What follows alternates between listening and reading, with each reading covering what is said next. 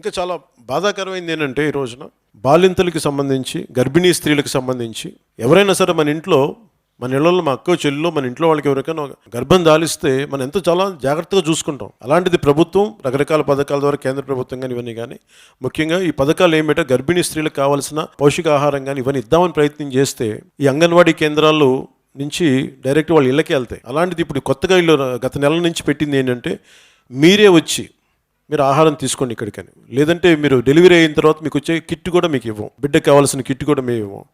అంటే ఊహించుకోండి, 8 నెలల 9 నెలల ఒక ఆడపడుచు, ఇక్కడ ఉన్న ఆడపడుచులు కూడా చూసే ఆడపడుచులు ఒకసారి ఊహించుకోండి, ఒక 8 నెలలు 7 నెలలు గర్భం దాల్చిన ఒక ఆడపడుచు అంగన్వాడీ కేంద్రానికి వెళ్ళి అక్కడ తినాలండి. మరి ఇక్కడ మొన్నదాకా మీరు స్టార్ట్ చేసిన ఈ పథకాన్ని ఎందుకు సడన్గా ఆ కడుపు భారంతో బిడ్డను మోస్తున్న భారంతో అంగన్వాడీ కేంద్రంకి వెళ్ళి ఎలా తినగలరు? అలా తినకపోతే మళ్ళీ బెదిరింపు, అలా అయితే మీకు భవిష్యత్తులో మీకు ఈ సహాయం ఉండదు, అది ఉండదు అని చెప్పి అసలు ఇంత అస్తవ్యస్తంగా చేసిందని వాళ్ళ బాధ నిజంగా చాలా బాధ వేసింది.